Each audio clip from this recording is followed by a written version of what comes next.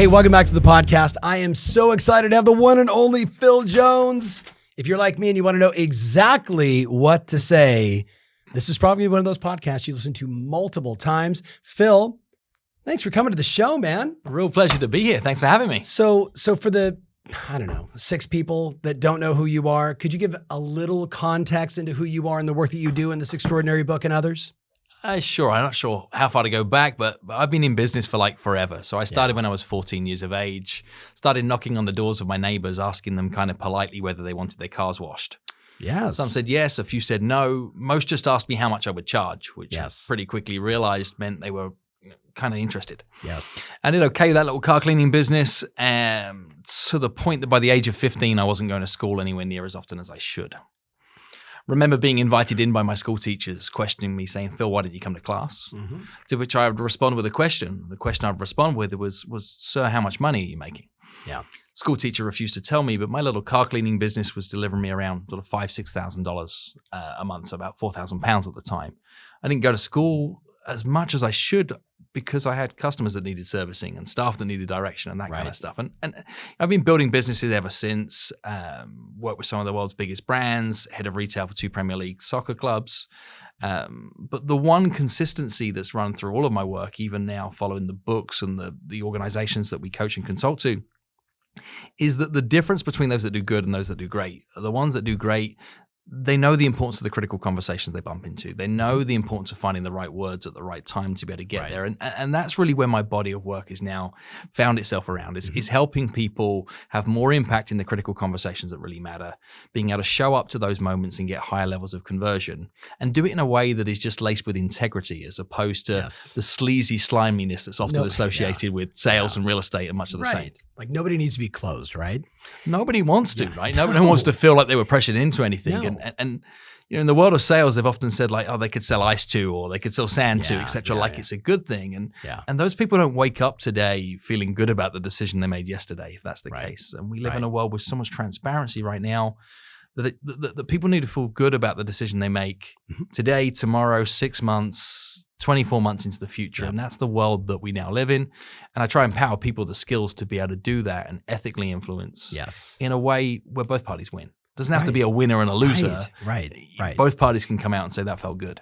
So for the people listening right now or watching, however you're, consuming this content, Phil and I struck a little partnership. And the reason why this for me is so right is I've always been called the Intel chip for a lot of great real estate brokerages, teams, mortgage companies, tech companies. They're like, Ferry, like, we're not going to do everything you say, but like, you just make everything a little faster, a little better. You know, we get there sooner.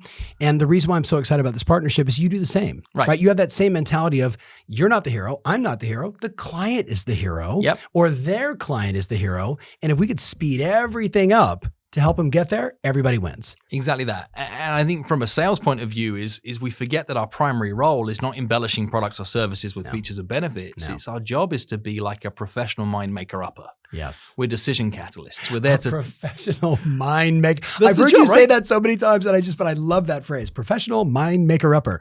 Put that on your business card. Yes. I'm not sure the client would get it, but I think it's like a self-taught job description, right? Right. Actually, you know, the funny thing is I think in the US specifically, like if a real estate agent put that on their card, somebody would laugh and go, "You're my guy." Right. You're my guy. Just because it's like, they could, it's a little like versus like, "Hey, I'm number 2," right? Because everyone says they're number 1. Right. So Phil, I think I know there's a lot of problems that my listener right now faces. Okay. And for the individual right now that's knee deep, like, okay, like I've heard about this guy. Like, maybe I have had access to his book. I heard he's speaking at your summit, whatever it may be.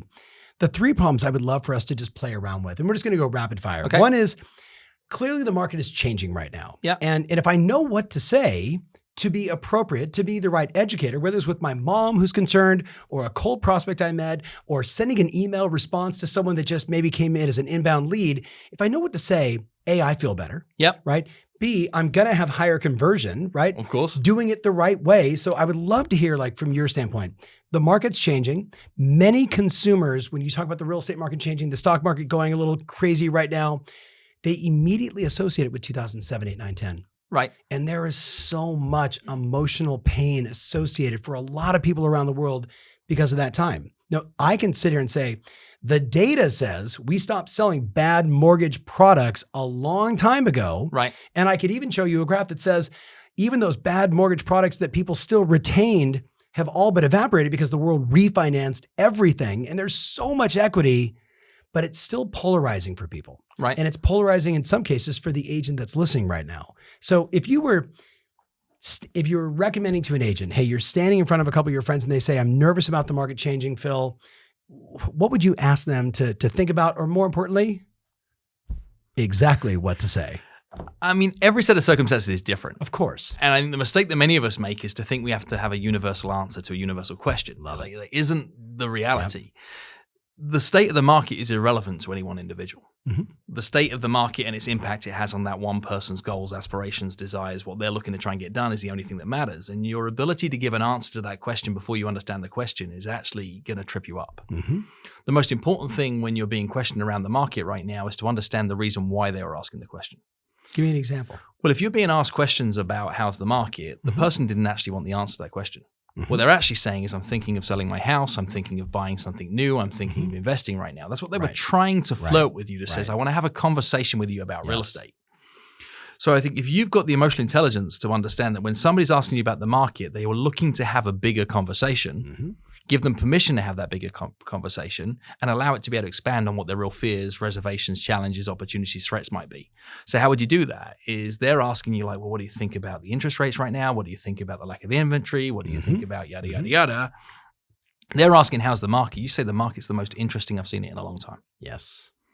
Why would I choose the word interesting? Because they say, well, why do you say that? Well, it's interesting for a lot of reasons, but what is it about your circumstances that has you interested about real estate right now? What are you thinking that you might want to be able to do? Yes. Well, you know what is like my daughter's looking to be able to go to a new school and we're thinking we want to move to be able to get closer to her. And I'm just worried about whether now's the right time to be able to sell or whether now's the right time to be able to buy. That's a fair reservation to have, right? And what people are looking for is some confidence. They're looking for some reassurance. I believe that right now, if you are a professional real estate agent, there is never a better time ever in the history of your career to get rewarded for being a professional real estate agent. Because we've lived through periods of time where you've got a license and a pulse and you've got access to the MLS, you can get paid the same money as everybody else. Right. But right now, we need good ones to earn their money. Why? Because the job is to help people through complex decisions. So the answer isn't, hey, here's a one-size-fits-all script. The answer is care enough about why they're asking. So let's role play. Okay, let's do it. So you're the agent, and I say, Phil, we were looking for a while, but with the stock market the way it is, with everything I'm reading the newspapers, I feel like just the entire world's about to implode. So I think at this point, we're just going to kind of put things on hold. Really? Yeah. Why that? Well, I mean, my portfolio's down by, 35% and interest rates are up and inflation is very real. The cost of everything is skyrocketing. And I'm struggling. I mean, I love the thought of the new house. I love the thought of downsizing out of this big place. But I think it's probably just in our best interest to wait a little, Tad, and just see what happens in the market. So how certain are you that's the right idea for you and your family? I'm pretty certain because it's kind of the only thought I have. It's my wife and I've discussed it a bunch. I've asked a few friends and that's an interesting question. I think I might have talked myself into it. Okay. Being very candid, having some self-awareness. But no, I mean, you read the tea leaves and it just feels like the world's falling apart. Okay. Well, help me understand this is from your point of view, do you think people are going to want to live in houses in the future? Always. I think housing will always be in vogue. Let's also just take another point of view is when has the real estate market not been changing? Well, it could be changing going up. It could be changing being flat. It could be changing going down. And I keep hearing home prices are up, but that's got to eventually end. So how likely are you to be able to, in the real estate market, be able to, buy at the lowest rate and sell at the highest price and you be able to like maximize on both of those extremes? How likely is that to happen? I learned a long time ago that that's almost impossible whether it's the stock market or real estate. So yeah, I'm with you. So this is less about the market and more about what you and your wife want to do over the next 12, 18, 24, 36 months. Yeah, and wanting obviously to time it correctly. Okay. To the best of our ability. Sure. So tell me why now is not a good time for you. Just to get clear on that. Why is now definitely the wrong time? Well, we've been trying to find an alternative, a place to move into, and that's been challenging. Sure. There is a few, properties that are hitting the market, but nothing that, really has us wowed by it. Everyone tells us, you've been inside our place, you've seen it. I think we do a nice job keeping it up, and it looks great, show ready. So I'm not worried about selling my house. Right. I am still worried about finding that ideal property for us to move into. So that has me a little hesitant. And okay. So yeah, that's just kind of where we're at. Do you want to stay in the house that you're living in now for the rest of ever? Oh, no, definitely not. Okay. And the marketplace that we're in right now is particularly strong if you have real estate to be able to sell, correct? No doubt. And if we wait for a point in time in the future, you might not be able to sell that house. That could happen. But right now you can sell the house and you don't want to be there together. We could sell it. Maybe we would sell it for less, okay. Which doesn't sound all that great. But right now you could sell it for a good price. You could put some money in your pocket and you're in a strong position where you could perhaps find something else new. Yes. So why are we talking about not selling? You're hard to role play and do objections with. This is really good. There was like 7 moments inside there that either I got blushy or started smiling. There's a lesson in that though, yes, right? Yes. And one of the biggest lessons is posture. Yes. The posture needs to be like, I've not got this witty one-liner that's going to turn you around. No. It's, I got posture that we need to explore this possibility that means that you're going to box off every version of we shouldn't do this, leaving the only answer is we probably should. Yes. See, people think success in selling is about embellishing the option of yes. It's not. It's about destroying the option of no. Yes. And if you can destroy... Whoa, Phil, say that again. Success in selling is not about embellishing the option of yes. It's about destroying the option of no. But what about the yes set closes? And what about all the, get them to say yes, yes, yes 9 times in a row and then you got them? Ah, geez. What year are we in? What year? Thank you. And there's a time and a place for that, right? If what you are is you're in Foot Locker and you're trying to get somebody to buy the sneakers. Yeah. And it's like, well, you want a pair of fresh kicks? Yes. And you want to look good at the you want to be fly, right? Yeah. And you want her to like you? Yeah. Like sure, if we're selling a pair of $90 kicks, fine. But if you're asking somebody to go through the disruption, which it is, like buying and selling houses is hard. It is. And there's lots of times you can jump off the wagon. You've got to be brave enough to be able to say, my job is to help somebody through this decision-making process. And this is what, back to the point I made earlier, is if you're a pro in this and you hold the emotional intelligence to say, I get this is complicated. I get this is tough. I get that this isn't the easiest decision of you being able to make, but it's an important decision. And I'm going to ride it with you, not by telling you what to do, but creating the space and asking you the questions to help you find confidence on what you truly want to do. People are like, you're my girl, you're my guy. Like, we're going to do this and we're going to do it together. And they're going to be happy to write your check out. They're going to be happy at the end of it when you ask for more money than somebody else. They're going to be like, I get it now. Yeah. And my mother-in-law is a real estate agent, and she once was complaining to me 4 or 5 years ago about like the situation with a client that wasn't going well. I said, you do remember and realize that this is what you actually make your money for, right? And if it wasn't for the sake of problems and difficulties and challenges, there'd be no 4, 5, 6, 7, 8%. Right. There'd be transaction fees and the whole thing would be done. So be grateful of the problems, be grateful of the difficulties, because that's where the money is made. I would like that clip on Instagram in case anybody's wondering. Got that, Katie? Okay, good. Thank you very much. Okay. So the things that I was watching was, as I was trying to be a seller, which was challenging because I'm also being the observer, was no reaction. Right? Like no reaction, didn't matter what I said. Like, and inside of no reaction was this innate curiosity, right? Oftentimes I find people, Phil, myself included, right? That we've heard this before. So we jump to the conclusion and we start to go into our thing. How do you stay in that non-reaction, stay in that sort of curious nature when it feels like there's so much at stake potentially? I was sitting in a cocktail bar in Boston with a dear friend of mine, and we were talking about analogies. We were talking about the ability to be able to shortcut information through analogies. And Tom says to me, my favorite analogy of all time is that the second mouse gets the cheese. And I've sat with that for a long time, and I've just thought about the literacy of it, of like how literal that is if there's a mousetrap with cheese in it, and you're the first one to be able to run in there to try and be able to win, likelihood is you get caught in the trap. Whereas if you're just patient enough to be the second mouse, you just get to be able to walk straight up and take the prize that you wanted for. Yes. And I think that's what you need when I talk about posture in these negotiations and in these sales conversations, is you got to be like, I know where this is going to go.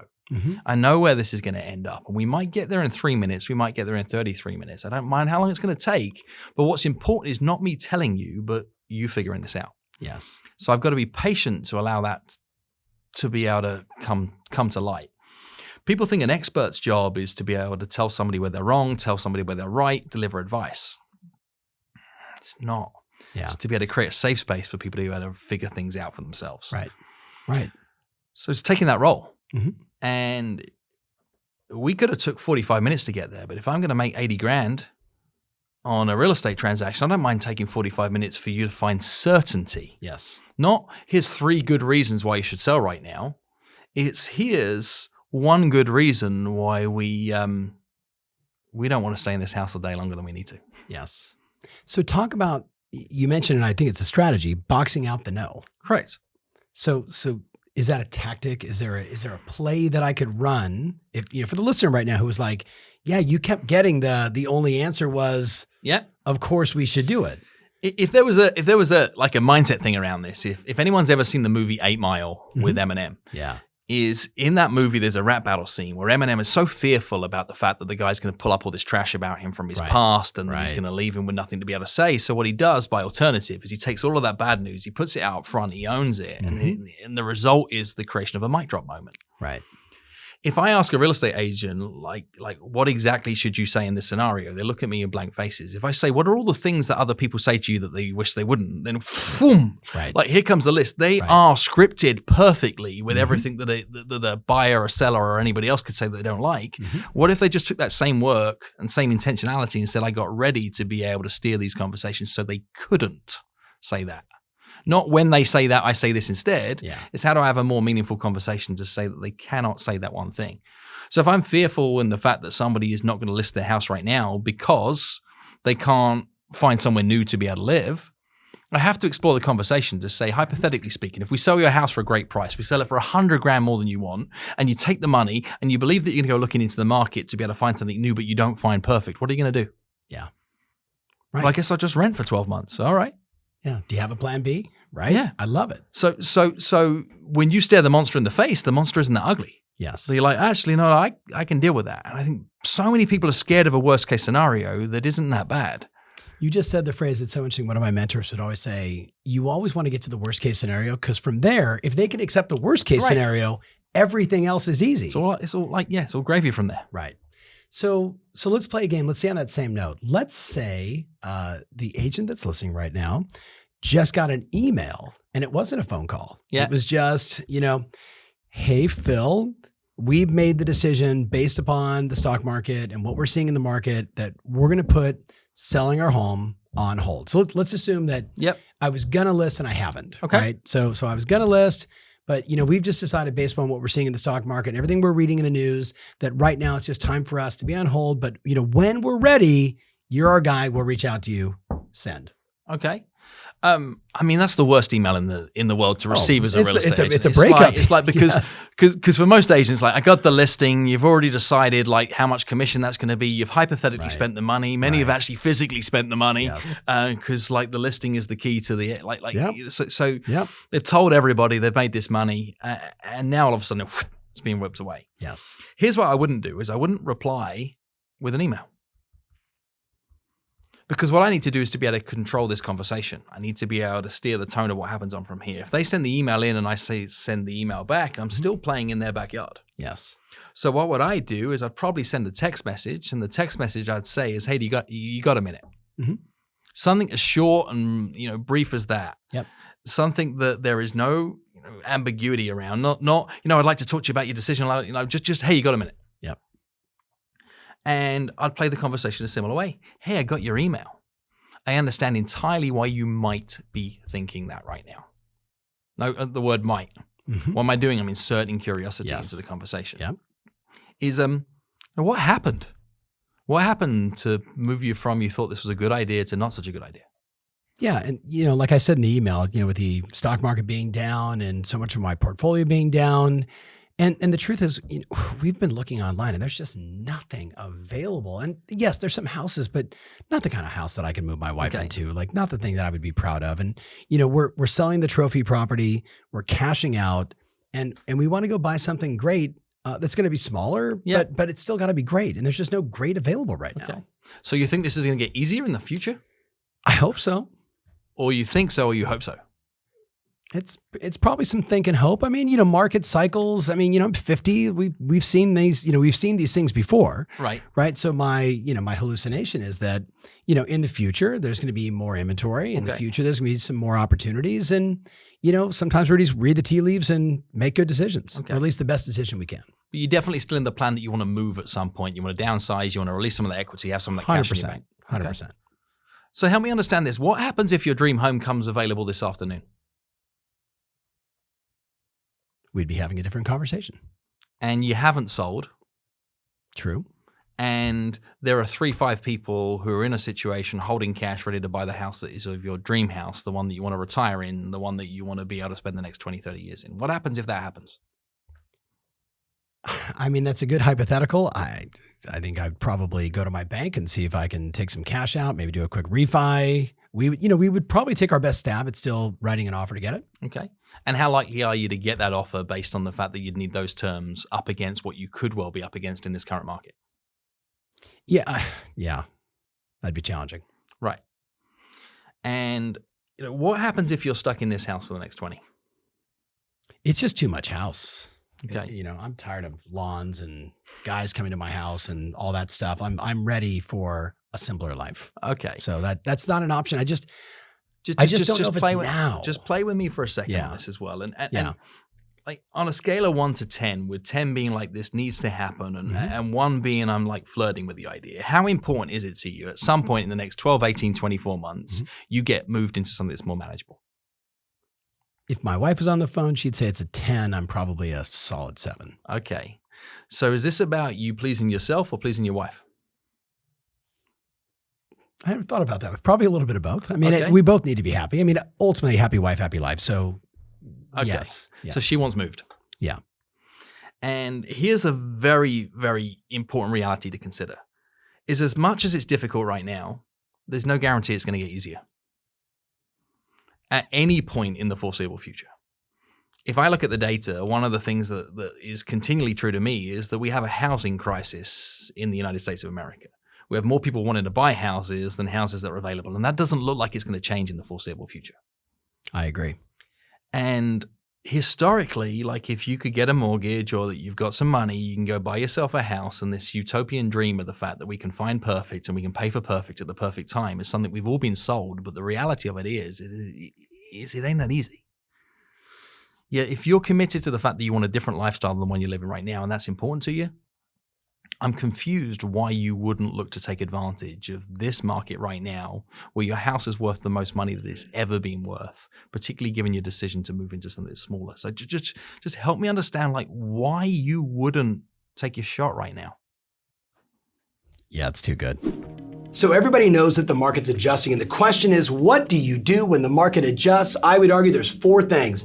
The first is you're gonna have to change your work ethic. You're gonna have to do a little more work to get the results you want. Second, you better improve your mindset, your perspective about this market. Is the world falling apart, or is this the opportunity for you to grow? The third thing, of course, is the plays that you're running from a marketing and lead generation standpoint, which we all get. We're gonna have to do more in this market to get the same results or greater.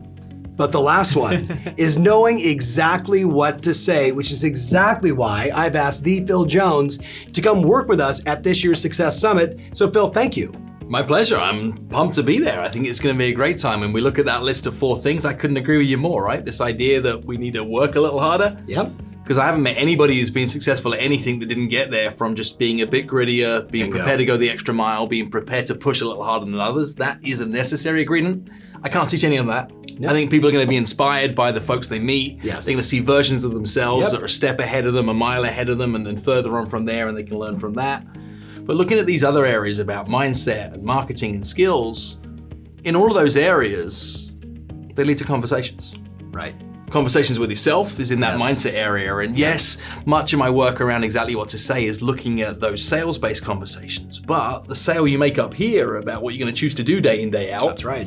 that is something that's critical. And I think we're going to get a chance to play with some of that stuff. We're also going to look at saying, okay, the marketing works to a point. It brings somebody through the door, somebody filled in a form, somebody showed up and said, hey, I'm interested in ABC Main Street, or I'm interested in being able to work with you, or I want to join your team, but now what? And the days of being able to show up and throw up, those days are over. And if there's anything I've learned from working with, well, now over 2 million sales professionals around the world, is the difference between those that do pretty good and the ones that really crush it, is the ones that crush it know exactly what to say, when to say, and how to make it count. And that's exactly why I want you here. So Phil, what's one thing someone can do between now and the event, between now and the time they join us?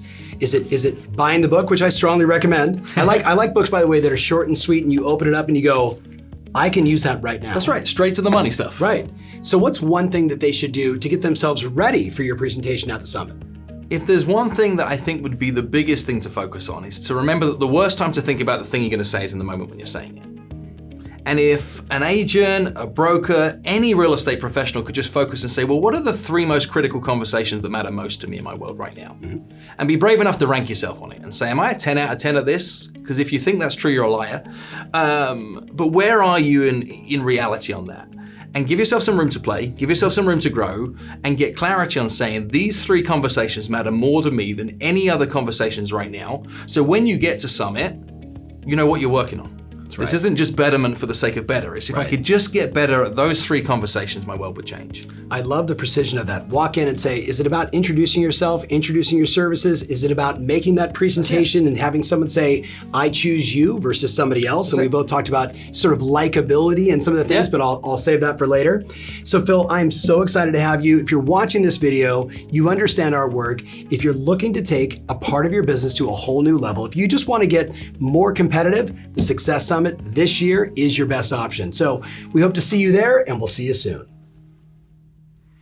All right, ladies and gentlemen, try role-playing with this guy. Okay, so let me go a different direction with you, because we kind of touched on interest rates, and I know that's a thing for a lot of people, but I want to go a totally different direction, Phil. I think someone with your skill set, I watch people all day long botch their introduction, botch their connection with people. Yeah. They're shot, like we talked about earlier, like don't save your best for last. Yeah. Give it right up front. Yeah.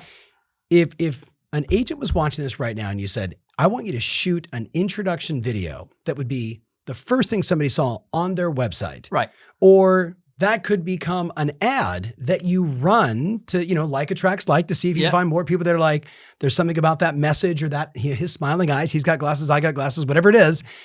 Ultimately, what I want is every one of my listeners to be chosen more often. In a sea of sameness. Yeah. What would you recommend for that video on their website or that ad that they could run? I mean, it's a big question. I love putting you on the spot. I'll try and give a short answer to it in the best way I can. Is if you're looking to be able to win trust through video, you're looking to be able to create some form of promo introduction. Correct. Is you've got to give consideration to the fact there's a button that exists inside the head of just about every decision maker on the planet. And the button that exists inside the head of every decision maker on the planet is a button I call the show me that you know me button. Your failure to hit the show me that you know me button is going to create friction through that entire experience. So the quicker you can get to that, the quicker you're going to get to trust, the quicker you're going to get to like, the quicker we're going to be able to do some business. So I'd build a script that focuses on the fact that I want to be able to empathize with the key person who's the other side of this. So I'd get crystal clear on who's the person that I want. And if that person is everybody, you're shooting the wrong video. Then I would lean on a framework that I've been leaning on for years to be able to produce sales letters, to be able to produce web copy, to be able to produce video scripts, to be able to produce just about anything where there is a persuasive outcome in mind that stops me getting straight to the please buy from me statement, right? Something that purposefully slows down. If the job is to be able to create empathy, then the thing that I have to remember is that you've got great content, but content before context is noise. And we live in a world where it's already noisy enough. So I've got to create context. The framework I have is simple. They all start with the letter P. I like trying to make things that are more easy to remember. So if I'm building a video script for this, is the first thing I'd do is I'd build some perspective. If I'm building perspective, I'd probably lead in with some words like, you know how some people, you know how many people, you know how most people is. what could that look like if this is an intro video and it's on your site is you know how many people find themselves needing to be able to sell their home, looking to be able to buy a new home, and they're wondering who to trust. Right? Straight up piece of perspective that says, right. Oh, yeah, that's me. That's why I'm here. I'm on a website because I'm wondering why you as opposed to the next guy. Yep. What I then do. Say that intro one more time. That was a really good perspective. I can't remember it, right? Because it was just off the top of the bat. But, well, you know how many people, when they're looking to be able to buy a home or sell a home, is, they're exploring the market, wondering who to trust. Mm-hmm. Like, we've just called out the very fact as to why somebody was there, right? I was referred to you. I'm looking at you. I Googled you. I'm on your site. Doesn't matter how they got there. Oh my God. He's talking to me. Is people thinking an intro video or on a homepage of a website, you're trying to convince somebody to buy a home or sell a home. You're not. They're already convinced they got there. Right. They're saying why you as opposed to somebody else. So let's call that out as perspective. I know why you're here because you're trying to say, should I work with you, Mr. Ferry, or should I work with her, Miss So-and-so, right? Like that's what people are trying to decide. So call that out what it is. Mm-hmm. And then what we're going to do is we're going to amplify that perspective just by introducing a problem. And the difficulty is, with so many real estate agents out there in this world right now, it's difficult to know what even to look for, who to pick, or what might be the right person for you, right? Some form of problem that says, this is complicated. Mm-hmm. What I'm then going to do is I'm going to amplify that by attaching a bit of pain to it. So I've got perspective, problem, pain. What is the pain? The pain is the kind of which means that to the problem. Which means that you might pick the easiest choice, the most convenient choice, or perhaps even look for the cheapest choice. All of which are likely to be the wrong choice, right? So therefore we've got perspective, we've got problem, we've got some pain. What I'm going to now map out is some possibilities, which are choices. Yeah. So some form of options that you might have is obviously what you can do is you can keep shopping around for eternity trying to find the perfect real estate agent. And in all my years in this industry, I'm not sure they exist. Or what you could do is you could decide to take the cheapest option and that you're the best real estate agent to be able to do this from a for sale by owner point of view. Or alternatively, you could look at a possibility like working with the most trusted, long-standing professional team of real estate agents here in Dallas that in the last 12 months have helped over 350 families not only find the perfect home, but do it in the most convenient, easy, simple, straightforward way, holding their hand every step of the way with the evidence and the proof to be able to, to deliver upon that. So what am I doing is I'm presenting three options, but I'm lacing the one that says, here's the smart choice, right? And people want to feel smart, capable, and good. Townsend Webster or cheaper teaches that. So, right, like that's where people want to land. And then what do I do in this same intro video is I'm going to finish the whole piece by saying, well, if you do that, here's the pleasure, like as in here's the upshot that comes from it. And then I'm going to map out a plan. And the plan's going to be really simple. The plan's going to be the exact thing I want them to do next. And that's going to be the, click the form below to get a, market appraisal, or it's going to be, send a text to so we can start a conversation to help you on your home search, but something very specific, not choose us because we're awesome. That's not a plan. Mm-hmm. A plan is do this very specific action. We have a 7-step plan. Yeah. Right. The first thing is to schedule an appointment so we can take to right. Or no. But the first thing is not to schedule an appointment. Okay. And I think these are the mistakes that we make sometimes. That's what I'm asking. Is schedule an appointment is like, but how? Right. What would be better to say is, look, the first step is for us to be able to get to know each other better, is send a text to, boom, click this form. 1212. Whatever it is, something that is just do this. Yeah. And you knew when you get to start a relationship with what's now your wife, or you're out there and you're dating and you said, hey, let's meet for a drink. Mm-hmm. Both parties knew that it wasn't the beverage. Yeah. Like, that's not what we were meeting for. We weren't thirsty. Yeah. We wanted something else. And I think sometimes what we've got to do is to create very clear instructions that says, if we're going to flirt and then we're going to dance and then we're going to go on a date, what's the first action? Yeah. And in the world of real estate, what so many people forget is just because you do this every day doesn't mean the people you're looking to help do it every day, and they don't know what normal looks like. Yes. And this is still why people have 3 real estate agents come to be able to provide them 3 market appraisals, to sit through 3 listing appraisals, listing presentations, because somebody told them that's what normal is. Yes. We can rewrite what normal is. Normal could just be like, who's the best person for the job? Come out, tell me what you think we're going to market, build me a marketing plan, let's get to work and be able to get this done. That's a possibility if we recreate normal. And we just have to be able to say, here's the first step. So give us the 6 Ps one more time for the person that's listening. That's perspective. Perspective. And it starts with Well, you know how most people, you know how some people, you know how many people. It doesn't have to start there. That's just a framework that can give people in the game. We're going to take perspective to problem, then we're going to add pain. And all the pain is which means that. It's the other side of that. Then we're going to present some possibilities. I'm going to show them we know they have choice. We're going to present them probably 3 choices. The third of those choices is going to be the one that we really want them to pick. And that one, we're going to go bigger. It's going to feel like a third, but it really isn't. It's 10%, 10%, 80% in the way that that's stacked. Then behind that, what we're going to provide is the pleasure of picking that third choice. And then we're going to give them the plan that says, here's what you need to do to be able to come dance. Here's how you step on the dance floor. I love it. You said, if you're creating this video and you want everybody, you're going to lose. But see, everyone listening probably wrote down this but Phil, I do want everybody. I mean, they were referred to me. They came to my site. I want them to like me. I want them to choose me. Are you asking me to narrow my focus? Are you asking me to like less people and have less people like me? Like, what does that mean? Have you ever played the game of darts? Of course. If you're playing darts and you're looking to get maximum score with the first dart, what are you aiming at? Bullseye. Bullseye is 50, but I'll give you this close. Is triple 20 is what we're really hitting, which is 60. This is from an Englishman who plays a lot of darts, ladies and gentlemen. Obviously, I'm just trying to mess with you a touch. But you're going to aim for that bullseye, right? You're going to aim for that triple 20. And what's going to happen is if you're anything like me at darts, you're not very good. And you're going to miss. And you're going to land it in 17 or 4 or 7 or 9 or anywhere else around that board you're going to land it. It's highly unlikely to land in the bullseye. It's highly unlikely to land in the treble 20. Yet still, every time you throw, you're still aiming at the same thing. But you miss, you miss, you miss, you miss. And every time you miss, you still contribute to your score.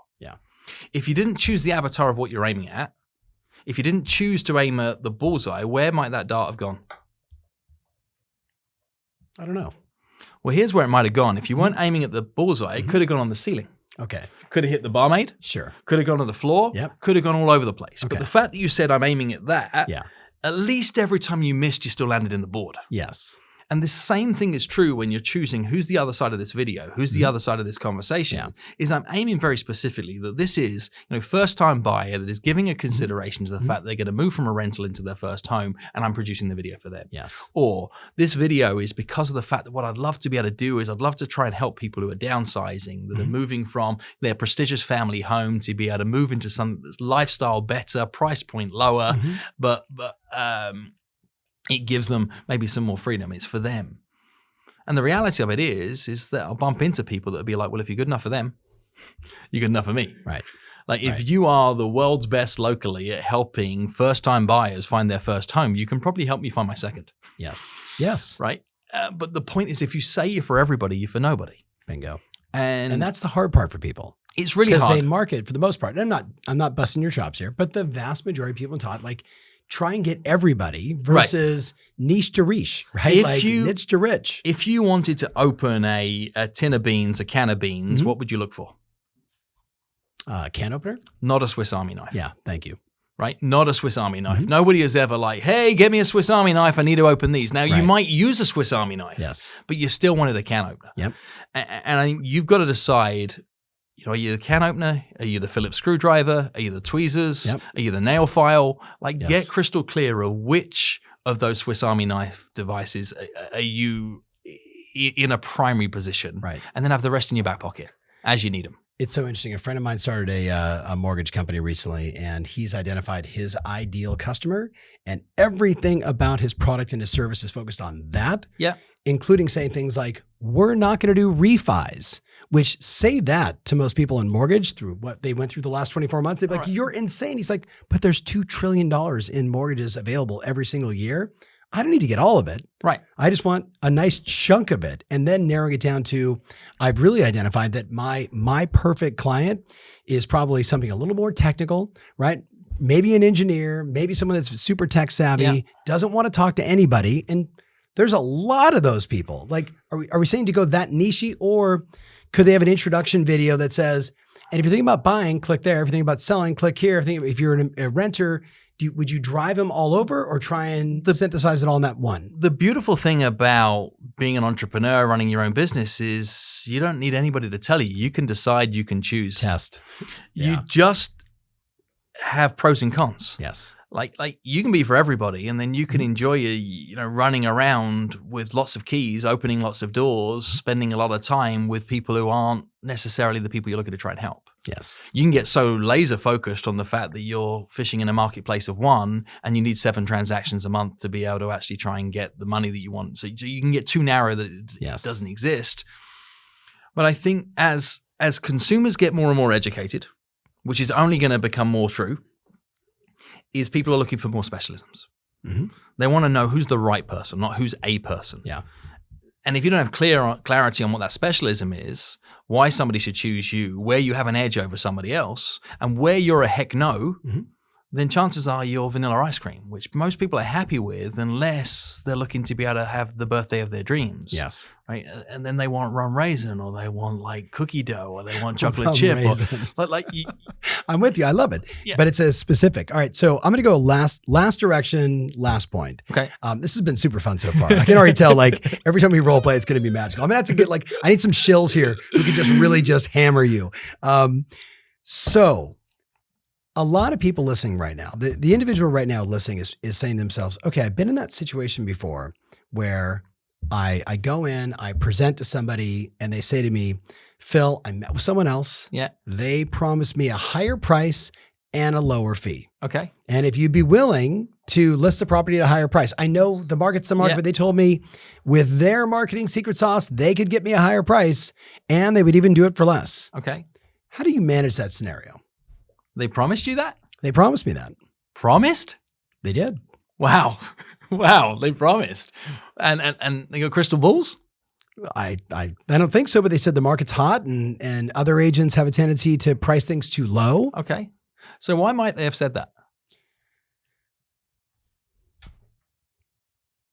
That really is the question. Because they wanted to entice me to list the house with them. Okay. No, they're going to say because they saw the magnificence of my home. I mean, Phil, we must have spent 4 hours walking through my house. I showed them every detail, everything about it. They were blown away. The fact that my wife spent years carefully curating every single thing inside this home. They saw it. And I guess for us, we're looking for someone that believes in our home the way we believe in our home. You bet. You bet. And you're looking for the best deal. And of course, yeah, we're looking for a deal. Okay. And do you want to list it with them? Well, we're talking with you because of your track record. And, you had also worked with Tyrese who, said you did a magnificent job. It's just when I saw your price and your fee, I was a little taken back. Okay. So if our price was the same price as theirs and our fee was the same fee as theirs, is you'd rather list with us? Yes. If all things were equal? Yes. So given that, then what is it about us that makes you think that if everything else was equal, that you'd rather choose to be able to do business with us? Well, again, as I mentioned, Tyrese is a dear friend, and he said he was blown away. Actually, I read the review that he wrote about you guys on Google, which I thought was incredible. And then I called him and said, "You really worked with Phil?" And he said, "Yes." And he kind of told me about the experience.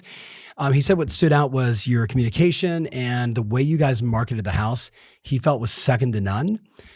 And yet, I hear agents saying you don't really need to do a lot of marketing these days because properties just sell so quickly. But yeah, it was mostly that. Okay. And you don't think that's worth paying a little extra for? Well, I'd rather not. Of course not, but you don't think it's worth it?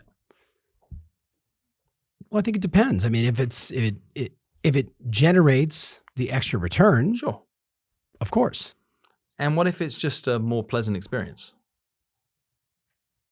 Well, it's not our first time we've sold a house, so we're somewhat familiar with the experience. Okay, it shouldn't be too bad. But you'd rather do business with us? Yes. Okay. Now, I'm a touch confused here. Is that you're asking me to discount my prices because you want me to be able to help you not discount your price?